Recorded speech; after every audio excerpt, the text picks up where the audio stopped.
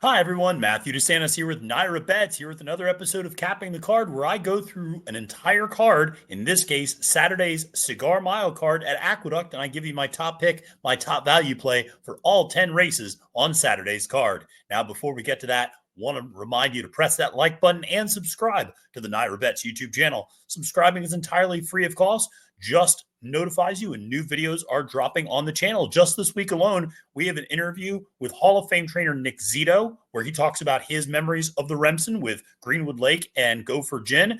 We also have a preview of the Cigar Mile and a preview of the Remsen, in addition to this episode of Capping the Card.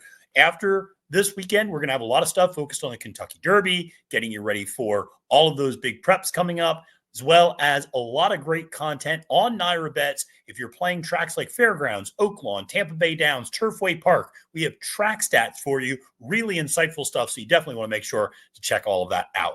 All right, well, listen, folks, we are going to dive into the 10-race card on Saturday, December 7th at Aqueduct. And if you've never tuned into Capping the Card before, the premise is pretty simple. I'm going to give you my top pick and my top value play in all 10 races. My value play in some cases might be a long shot that I think has a really good chance of winning and is a horse you might want to think about including on your horizontal tickets. Other times, it's a horse that I think is just going to outrun their odds and maybe is a horse to include in an exacta, and a trifecta sort of a situation. So I try to call that out when they're a little bit different in how I approach them, but hopefully this is something just to give you some ideas. Remember, the most important opinion, though, is your own. Always remember that when it comes to handicapping and betting. All right. Well, listen, let's dive into the very first race, which is a $45,000 optional claimer. And this one is for your 3-year-old and up New York bred fillies and mares going 1 mile on the dirt. And it's an interesting race because, you have a horse like Money Grab, 5-2, second choice on the morning line for Horacio de Paz.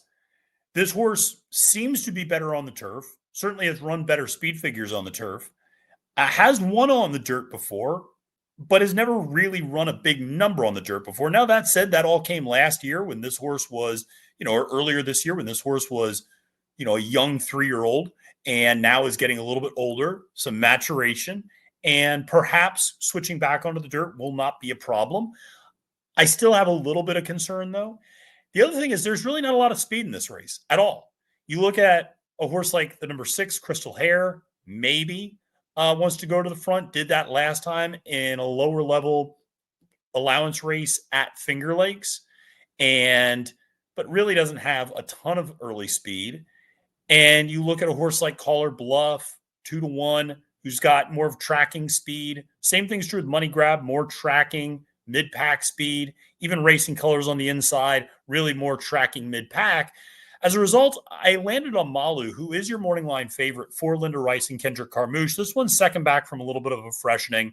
Ran a really big figure last time out, winning and drawing off from that field with Kendrick aboard. And I think this horse just probably is the best speed in the race. And I think can just get the distance, obviously proven last time. 2 wins, going a mile, 5 out of 6 career finishing in the exacta at a mile. Like I said, second back from that little bit of a freshening, I think just has the pace advantage in this race. With Kendrick aboard, you know what he's going to do. He's going to get this horse out and up front. And if this horse gets out up front, then I don't know if anybody's really going to be pressing him. And I just don't see very strong fractions no matter what. So in this one, I thought a lot of it was going to be dictated by the pace of the race and the fact that there just might not be a lot of speed. Malu might be the best speed in this race. You have a jockey like Kendrick who is aggressive out of the gate. This one's coming off a career best effort last time out. Could take another step forward or at least just replicate that last effort. If he replicates this last effort, he's going to win this, or she, I should say, is going to win this race for fun. Now, in terms of the value play, I'm always drawn to the number 1 Racing Colors. This is a horse that always runs pretty honest and really had a good stretch going back to last winter and spring, where this horse was consistently hitting the board, winning occasionally, and doing so at this level. And this is a horse that, again, 15 for 35 hitting the board in their career, came out of a 4th place finish last time out in the Turn Back the Alarm, which was an open company stakes race, granted only a 5-horse field, finished 4th behind horses like Movie Moxie, who we're actually going to be talking about in a little bit, and Evidencias. But that was going a mile and an eighth. Now cutting back to a mile, again, good numbers when you look at the way this horse generally runs at a mile. Only 2 wins in 19 starts, but 11 for 19 hitting the board. So again, this is one at 8-1. Am I including Racing Colors in my early pick 5? Maybe not. Probably closer to maybe not, but am I including Racing Colors in my exactas, my trifectas? Absolutely I am, especially in a relatively short field. I feel like this horse is the clear best price and best value in the race, considering, like I said, this is a 6-horse field and there's not a lot of significant value. Racing Colors, at least on the morning line, I think presents some interesting value here. So that's one that, listen, this horse is probably going to be coming running late. I think would actually be best if this horse could try to replicate that June 20th race. You go back and look at that race. It was a 1-turn mile at Belmont at the Big A. The horse ran a 77 Beyer, which was a very good number for her, and sat within 2 to 3 lengths of the early lead. That, I think, is going to be critical here. Coming out of the inside rail and inside post position, I think is another kind of important factor. I think is going to be able to maybe be a little bit of aggressive and try to be sitting that 2nd, 3rd position, or maybe 3rd, 4th position. But bottom line is keeping this horse mid-pack rather than trying to close from all the way in the back. Well, let's go to race number 2 on the card, which is a $40,000 maiden claimer for 2-year-old New York breds, going 7 furlongs on the dirt. And for this one, I wanted to get creative, but it was hard for me to do so because Trinity River really does stand out for Linda Rice and jockey Flavian Pratt. This one's making the class drop, going from maiden special weight down to maiden claimer for the first time. This was a horse that was competitive in maiden special weight races, not being outclassed significantly in those spots at all. Was losing by a couple of lengths here or there, but was generally running, hitting the board, finishing 4th. The horse really tends to run pretty honest. Now, the horse might be best on the turf, admittedly, but showed last time some ability on the dirt. Now Linda's dropping this horse down into maiden claiming company. And that's generally a pretty strong move for somebody like Linda Rice because she knows what she has. She knows that while this horse might be a turf horse, they're not going to be able to run on turf up here for a little while. And so one of those things that is important to keep in mind. So, you look over the last 5 years, she's winning 25% of races, New York bred races, where she's getting horses to drop off the claim. So, or drop into for the claim for the first time from maiden special weight to maiden claimer. So I think that there's definitely something to like there for this one. 6 to 5 is a short price, but Trinity River has shown to be consistent at the maiden special weight level, should have a significant class edge here in the maiden claiming level. I think there's, if you're looking for a really big price, Sobieski's a little bit interesting in some ways. Blinkers on, taking the class drop as well. Actually ran in a stakes race last time out at Finger Lakes. Admittedly finished 2nd to last, but still, I think there's maybe a little something there. That might be a horse to include in like your tries and your super in this race at a really big price. But that's one that I thought was at least a little bit interesting. In terms of my value play in this one, the number 3 Viking Warrior, 8-1 for Rick Dutrow Jr. Quite frankly, everything Dutrow's sending out right now needs to be bet and be taken seriously. He's winning 55% of his entries during the Aqueduct meet. I'm going to repeat that. He's winning 55% of his entries during the Aqueduct meet. This one is making the class drop as well, but there's a little bit of a caveat to this, which is this one actually debuted at this level, maiden claiming 40 back in October. Didn't run particularly well, but was also strung really wide that day and just kind of tired late. Then goes and steps up and runs on the turf in a maiden special weight race and runs against a couple of nice horses, including Trinity River, as well as the horse New Matthew, who came back to win next time out. And that was also going 2 turns. Now the horse cuts back, and now you're getting your 3rd start. You're dropping back in class for a barn that is firing on all cylinders. You have Joel Rosario up on the mount, who's riding very well up here at Aqueduct right now, 28% for the meet. So a lot to like there for a horse that's 8-1 on the morning line. If you're looking for the alternative to Trinity River, I think obviously people are going to look to number 1 Total Silence at 7-2. Would need to really improve off that maiden effort where the horse was heavily bet The horse went off as the 1-2 overwhelming favorite in that race and ended up finishing a distant fifth. So a disappointing effort there. Now taking the class drop immediately. That's a little concerning to me when you see a horse debut against Maiden Special Weight Company, take a lot of money, underperform, and immediately get dropped into the claiming ranks. It tells me that trainer Gustavo Delgado might not think much of what he's got with this one. And maybe we're just going to try to get this one into a new barn and have this one in this maiden claiming. And we're not going to necessarily protect this one by running, even just giving a second chance against Maiden Special Weight Company. Surprised. IRAD Ortiz Jr. up. The horse will definitely attract money. But again, I think that's part of the reason why I'm so bullish on Trinity River, because I'm not necessarily sold on Total Silence. Well, let's go to race number 3 on the card, which is a $90,000 maiden special weight race for 2-year-olds going a mile on the dirt. And this is an interesting race because it might very well portend what we see later in the card, particularly my top pick, a Bourbon for Tony. This is a horse that is 7-2 in the morning line for trainer Tom Morley with Dylan Davis aboard. And I say that because the horse that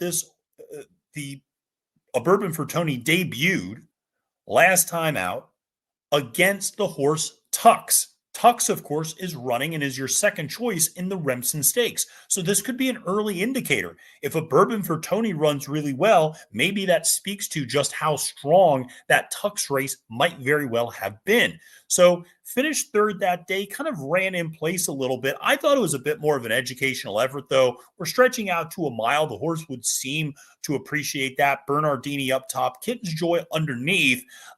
There's certainly some turf influence here, but I think the Bernardini typically wins out. I think the dirt is ultimately where this horse is going to be most successful.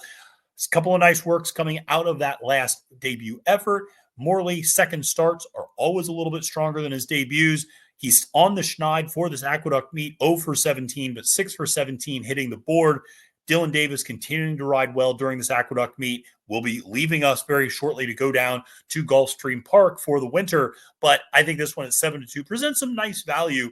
I think, trying to beat a horse like Treaty of Rome for Chad Brown, who's your 2-1 favorite, that one's coming out of the rookie card race. And maybe I just don't have quite as high of an opinion of rookie card as I do of Tux. And that might be a little bit of the reason why I prefer one over the other. That's another one just kind of ran in place. Admittedly, every stat that Chad Brown has is a positive one. Flavian Pratt up. There's a lot to like there with that horse. If I'm putting together an early pick 5 ticket, he's on this, that ticket for sure. I'm not fading Treaty of Rome entirely, but as a top pick, I'm going to try to, get around him in this spot. But I think in your horizontals, you'd be foolish to leave him off because I don't necessarily see a ton else in this race. That said, my value play is the other Chad Brown, because how often do we use that angle in this sport? The other Chad Brown is Timely Decision, and this is on the far out, drawing to the far outside for IRAD Ortiz Jr. aboard Clarvich Stables. And the biggest issue with this one is there's not a lot of first out pedigree on the dam side. The dams got 3 race foals, none of whom even hit the board in debut. This one has some nice workouts to go back to, though. You go back and look at that November 24th work, 48-2. You look at that November 9th work, a gate work that was 48 flat, 9th of 177. Those are good works for young horses. I really like what I saw from that. And you're sired by Not This Time, who is as good of a first out sire as you're going to have with this level of production. So it is something where I think 6-1, we'll see if you end up getting that. But I think the other Chad Brown horse presents some really nice value, as the other Chad always tends to. Now let's head to race number 4 on the card, which is the Go for Wand, which is a grade 3 going a mile on the dirt. And this was a tough race. I'll be honest. I really went back and forth on this one quite a bit.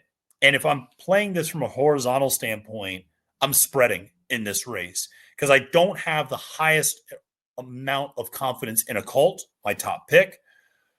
I think you could look at a horse like Tizzy in the Sky, and you could make an argument for that horse for Todd Pletcher. 3-1 in the morning line with Flavian Pratt aboard. My counter argument to that, the horse has never won off the layoff, and the horse is coming back from a layoff. You look at how this horse has run off the layoff before, it hasn't always inspired a lot of confidence. And so I'm just a little hesitant in that regard, though I do think the horse is working nicely leading up to this race. But still, Little concerned, but if this horse is able to get out on the front end, might be able to control things gate to wire. I think you could look at a horse like Chad Brown's other horse, Sheeta Booty. And I think that's an interesting horse, but tends to come from a little further off the pace and is third back from a brief freshening, which is an angle I know some people really like. You get Dylan Davis up, 9-2 in the morning line, not a bad price.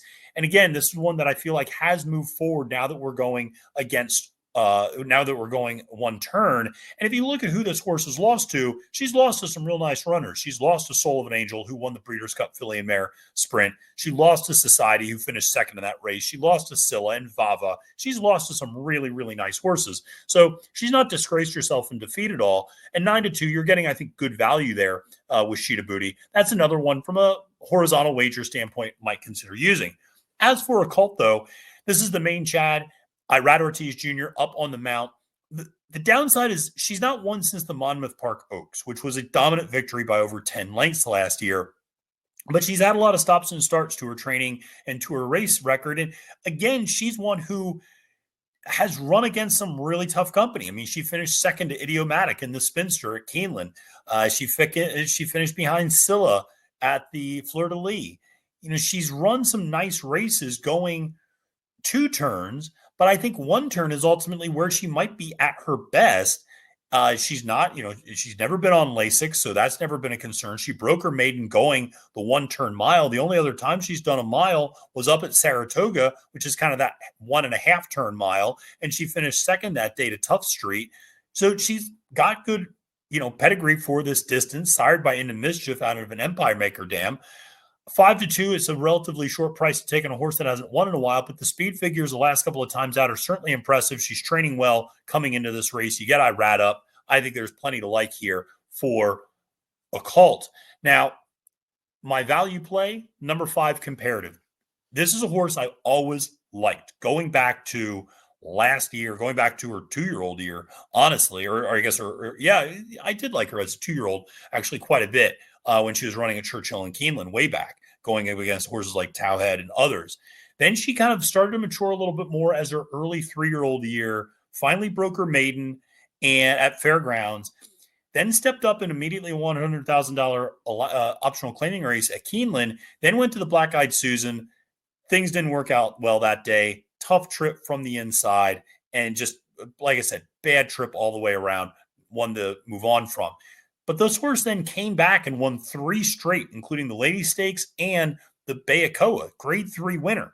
So more than capable, but then started stretching out, going to do the Aziri, went to the Top Flight Invitational, and neither of those worked out particularly well for her. Has been on the bench for a little while.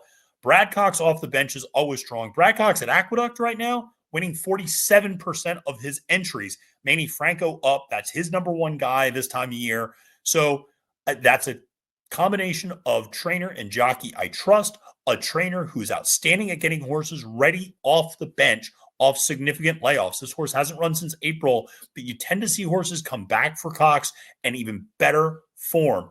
And so this is one I think you got to take pretty seriously here. At 6-1, I think presents outstanding value and one I would be including in my horizontal wagers. Let's go to race number 5 on the card, and that is an $80,000 allowance going 6 furlongs for 3-year-old New York bred fillies and mares. This might have been the trickiest race on the card for me. I felt like you could go a lot of different directions, and it's a spready type of a race. On a certain level, I'm attracted to a horse like First Class Cat because this is a horse that has traditionally always attracted money and not really come through. Now you're getting 9-2 and Flavian Pratt up. I don't know. There's something a little bit interesting about that horse at that price. Now, if the horse gets bet down to even money or 7-5, no, of course not. But at 9-2, 5-1, that's an interesting play, potentially from a value standpoint. I guess my big stance in this race is that I am going to try to play against Christophe Clement's second-time starter, Al's Rubies. Al's Ruby, I should say, who's 2-1 and your favorite, coming off a very impressive win in debut.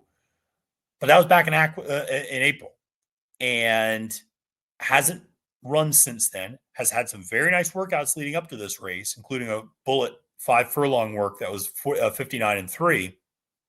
So certainly looks like this horse is ready to go, but has never faced winners before and is coming back from a layoff and is now you're going to have to take a short price. I don't necessarily love that combination of things. Could this horse win? Absolutely. If the horse replicates the maiden effort, you would expect to see this horse win. But I think that's a big if. And so I'm willing to try to play against that a little bit. I ultimately landed on the other Clement horse with Dylan Davis aboard, and that's Peony. 6-1 on the morning line. This was a horse that had shown some nice progress back earlier in the spring and finally broke its maiden in April and is a little bit in this regard like her stablemate, Al's Ruby, in that she breaks her maiden in April and then is not seen again until November, where Christoph brings her back and runs her on the turf, interestingly enough. Felt like more of a leg stretcher in some ways to get this horse geared up for what might come next in a long winter campaign that's going to all be on the dirt, but just got it one kind of under the belt there on the turf. So I think this horse now second back from that long layoff. Dylan, like I said, has been having an outstanding Aqueduct meet. This one's faced winners before, at least, has a little bit of experience against tougher company. Now, I think, can take that big step forward, second back from that layoff. 6-1, you're getting a really honest price from a morning line standpoint. So I think Peony just intrigued me from a value standpoint, from a race shape standpoint, has good tactical speed, doesn't need the lead, can sit close, but won't get burned up if they go too fast up front. So I just think this horse has outstanding tactical ability. Dylan's been riding aggressively. I think that really fits this horse well in some ways. This horse sits that tracking trip. I think you'll see this one really pay off nicely. Now, in terms of a value play, a couple of interesting horses. I think P. Mutter Pickle maybe is interesting, coming back from a pretty long layoff, getting Lasix for the first time. This was one that was, pretty well thought of, at least coming out of debut and even running well against winners second time out. Ultimately, though, I landed on the number 9, Nolita, 10-1 for Bill Mott. And this is one, again, took a little while to break its maiden last year, came back from a long layoff and nearly, I shouldn't say nearly, but finished second. Coming off that long layoff. Cruz de Catalina won by a mile that day, but ultimately finished second and then stretched out to a mile the next 2 times out and really tired late.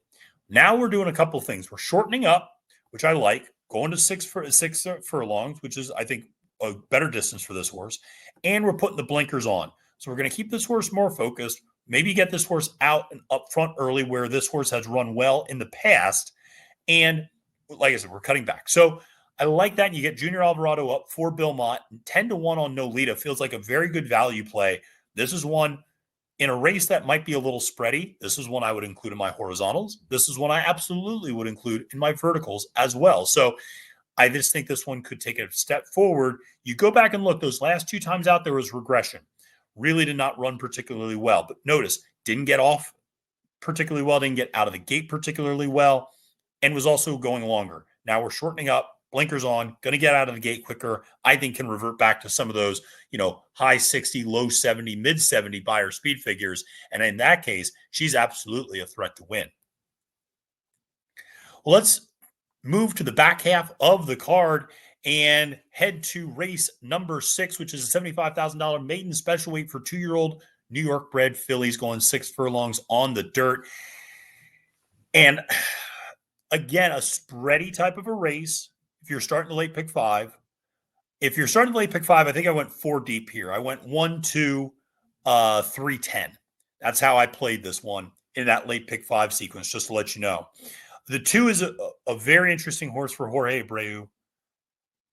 Part of me thinks the last 2 workouts were trying to get people off the scent a little bit. You look at the workouts before that, 1 minute and 2 bullet gate work, 1 minute flat gate work, and then 102 and 4, 103. Those feel like unintentional or very intentionally slow works leading up to this debut. Irad Ortiz Jr. up on the mount. 5-2 is a short price to take on a first-time starter in a state-bred maiden race. Maybe this one's the goods, although that said, the dam has yet to produce a first-out winner, and the sire, Honest Mischief, has not done particularly well first time out either with his progeny, only 1 for 26, 3%. Additionally, Abreu is not really a first-out trainer, does not have the reputation for that or the stats to back it up. So that's why I'm a little concerned about that horse as my top choice. So as as my top choice, Tail of the Tail. Listen, you have a combination of dam side precocity, where the dams produce 6 race foals, 2 of which have won on debut. So I like to see that right away. Then you have the Vekoma influence up top. Vekoma, very hot first crop sire. I don't know how good he's going to be in terms of his runners stretching out. That's something we'll have to wait and see on. I'm maybe less sold on that. But in these sort of sprints, yeah, big fan of Vekoma in those spots. 24% is what his first-time runners are winning at. So very serious in terms of first out pedigree, both underneath and up top. You're trained by Rob Atras in this spot. Atras, always good with 2-year-olds, always very capable of first out starters and first out success. Manny Franco aboard, going to get this horse out up front, I would imagine, or at least in a very tracking trip from that outside post position. 7-2, that's going to be my top selection. Now, in terms of my value play, really like the number 3 Unwoke, who is Jorge Abreu's other horse in this race. Part of the reason is Abreu is just much better maiden second starts. A lot of times his horses need a race under their belt. And I think this one had an educational effort last time out. Was off the step slow, was just kind of behind early and climbing and just kind of chasing the whole way. We've seen that race already produce a next out winner with Princess Mischief.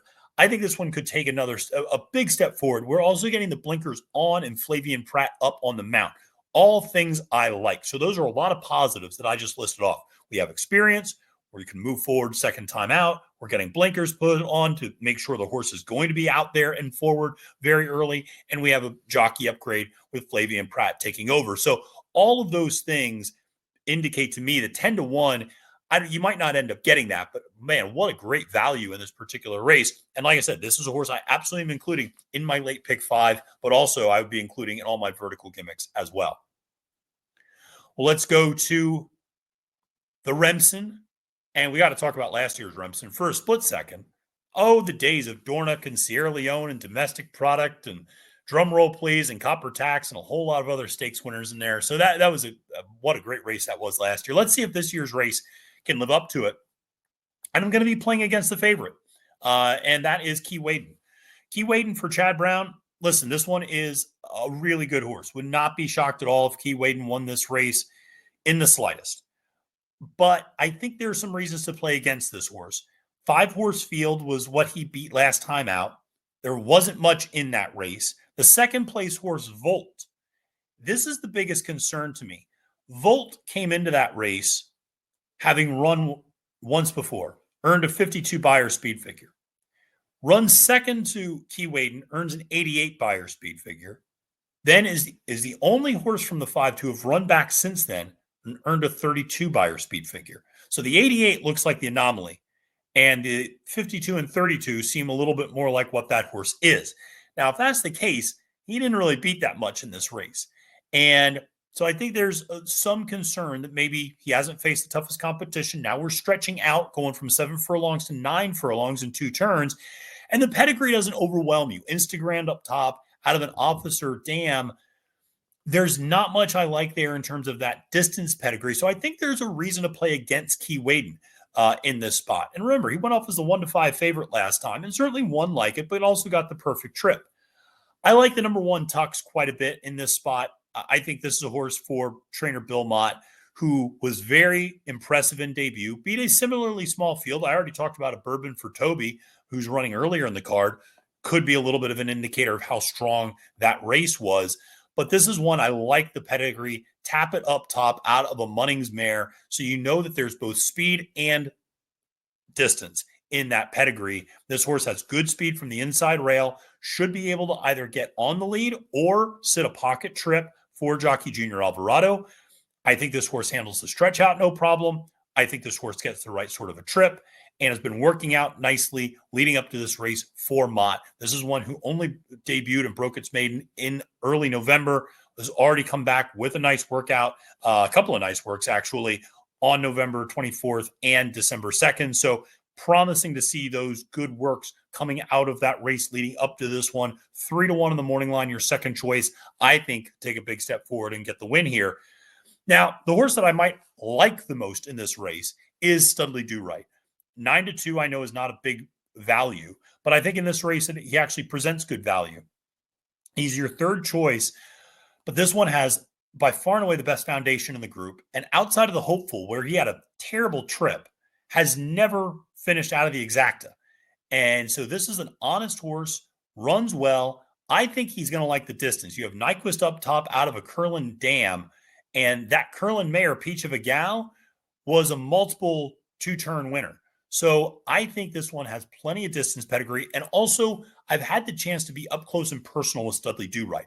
I've seen him in the paddock before the hopeful, before the Sanford. What I can tell you is he is a big, strapping horse. He looks like a two-turn horse. I think that speed figure last time out in the Notchwood, if he's able to build on that or just even replicate it, he's a serious threat in this race. 9-2. I think you get outstanding value with Studley Do Right. I'm going to try to beat Key Wade, and I'm going to use Tux and Studley Do Right as my two in this late pick 5 sequence. So we'll see how that works out for me. But like I said, you got to sometimes zig when others zag if you want to make a little bit of money.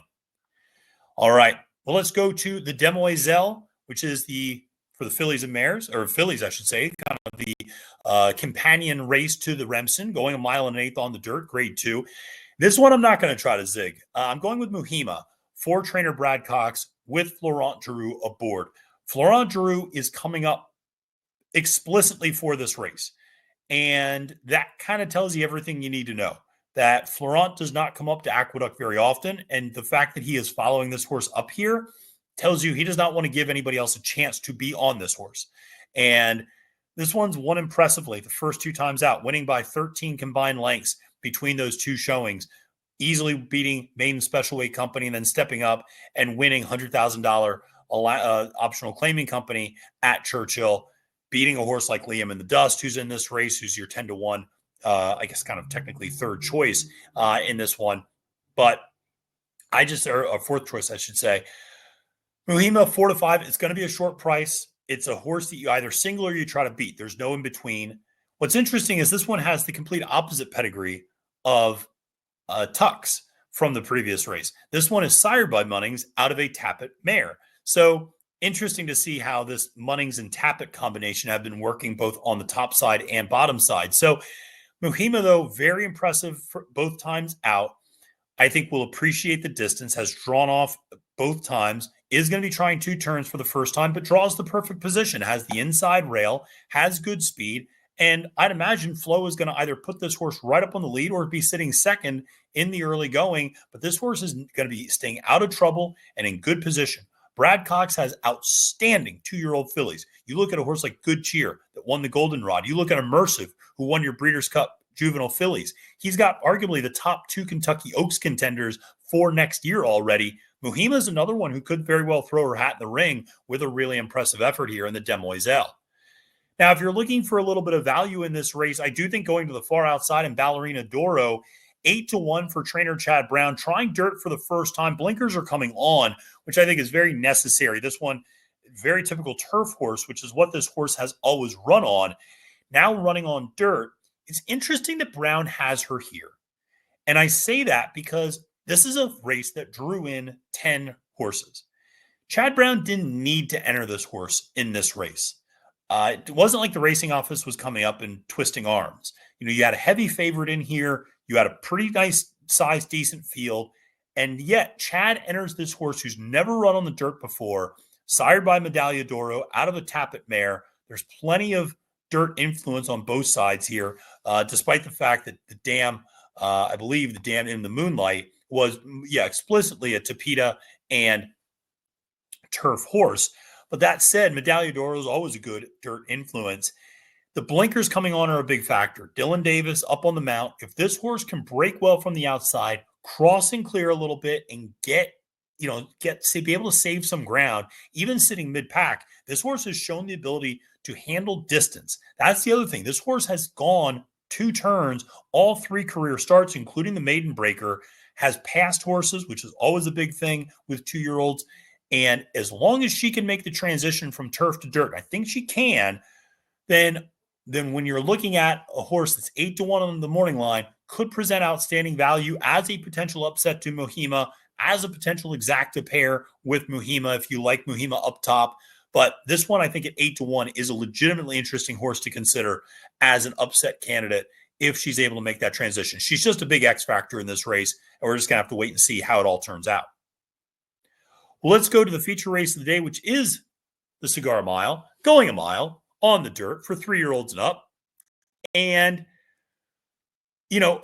this one is a race where, if you listen to my preview where I talk about this race in great detail, I talk about how I generally play against the Breeders' Cup angle, that I generally play against horses coming out of Breeders' Cup races in their next race, because your entire campaign has been focused on getting you cranked up for the Breeders' Cup, not for the race after the Breeders' Cup. So there's a natural letdown a lot of times for horses coming out of the Breeders' Cup. We just saw it last week with Jonathan's Way finishing second in the Kentucky Jockey Club after coming out of the Breeders' Cup Juvenile.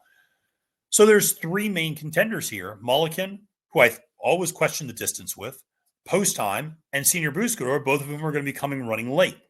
All 3 of those horses coming out of the Breeders' Cup, I'm going to try to play against them in that way.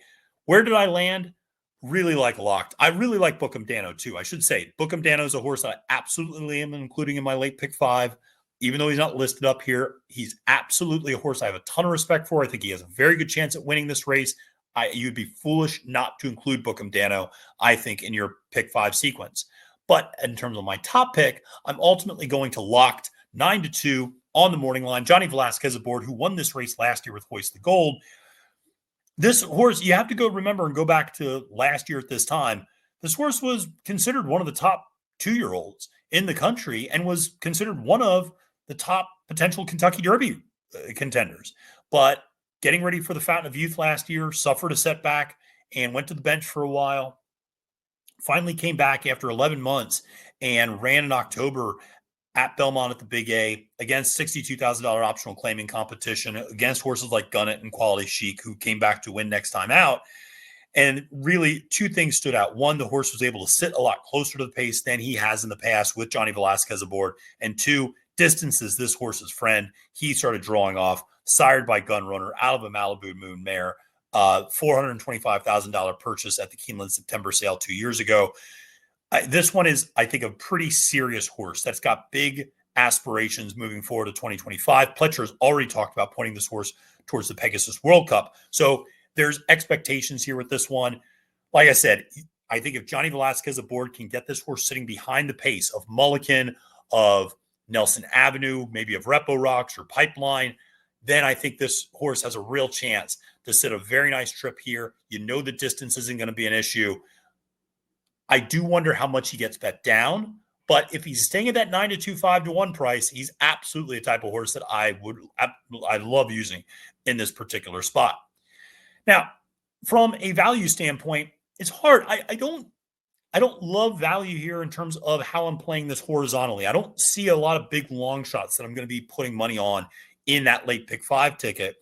But if there's a horse that I like to use maybe underneath, it's going to be Coastal Mission. And apologies for the typo on Coastal Mission. 12-1 for Jeff Runco with Arnaldo Bocachica aboard.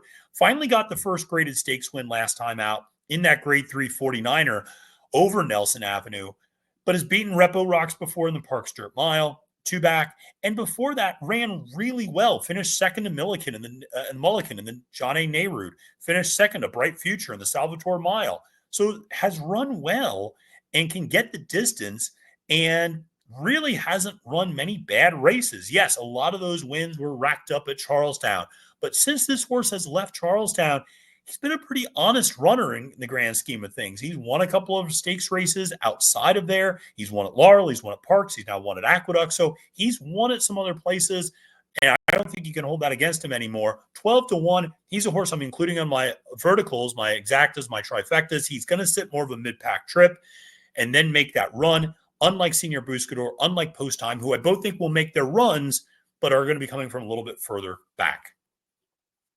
Let's head to the final race on the card, which is a $92,000 allowance for 3-year-olds and up, going a mile on the dirt. And this is a very spready race from a horizontal sequence. I think you could make an argument for the number 4 Commuted for Robert Falcone. And I think you could make an argument for Reynolds Channel. I think it depends on how deep you want to spread while still using the favorite. But I think a horse like Quick to Accuse at 4-1, the number 8, is maybe a little bit more interesting for Brad Cox with Manny Franco aboard. That one I think could be coming off a pretty nice win or a pretty nice effort last time out, finishing second to Bramito. So I think that one could be very interesting in this spot and could do really, really well. So where did I ultimately go, though, as my top choice? Because I felt like it was a spready race, I really wanted to go after value. Number 5, Air Defiance. I don't know if you get 8-1 on this horse at all. This horse debuted against Fierceness back last year at Saratoga, then stepped up and won next time out, dominating at Keeneland, winning by over 6 lengths. But then the horse went to the bench for the better part of a year and went from Brad Cox to Chad Summers' barn. The horse comes back and just was kind of chasing the whole time and going 7 furlongs, tired late as you would expect for a horse coming back from that long of a layoff, but has come back from that October 4th race, firing off some 5 furlong bullets for Summers. And you get Luis Rivera Jr. aboard. Lasix is still on. We're running against Allowance Company, second back from that long layoff. I feel like this one's in a little bit better of a chance to move forward. 8-1. This horse should show good early speed and has shown the ability in the past to pass other horses and sit behind other horses. So has some ability to sit there despite having outstanding early speed. Air Defiance, though, at 8-1, I think is a really interesting contender in this race. I think you see a big step forward from a buyer speed figure perspective for that one as well. Treaty Obligation is the other 8-1 horse in my value play in this race. This feels like a Linda Rice special with Flavien Prat aboard. This one was running in the Chad Brown barn, got dropped down to the maiden claiming ranks over the summer at Saratoga for Klarovich Stables. The horse wins. Linda claims the horse, immediately steps the horse up against $50,000 starter Allowance Company. Horse wins again pretty easily. Now is suddenly stepping up against full-fledged Allowance Company. And this just feels like a Linda move. The horse is moving forward for the new barn. And Flavien Prat is back aboard. That's what's so interesting is Prat has ridden this horse 2 times before.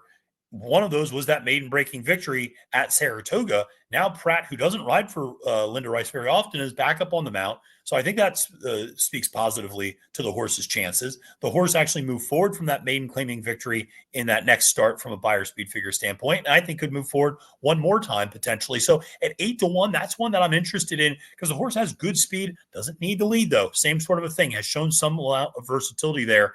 And has also been working out very well for Linda, who, traditionally does not work her horses out very hard. This one's been firing off some nice works, 47-4, 101 bullet, 5 furlong work. So there's some things on the work tab that make me think this one is particularly live going into Saturday. All right. Well, listen, folks, that's going to do it for this episode of Capping the Card. We ran through all 10 races on the Cigar Mile Day card. Hope you and yours have a great Cigar Mile Day. We have a lot of great content up on NYRA Bets YouTube, so make sure to press that like button and subscribe today, and make sure to check out all of our great content on not just the NYRA Bets YouTube, but on the NYRA Bets app and NYRABets.com. Check out the promos that we have to offer, all of the great stuff there, and sign up today. All right, friends, my name is Matthew DeSantis, wishing you a great and profitable day at the races, and reminding you that it's now post time.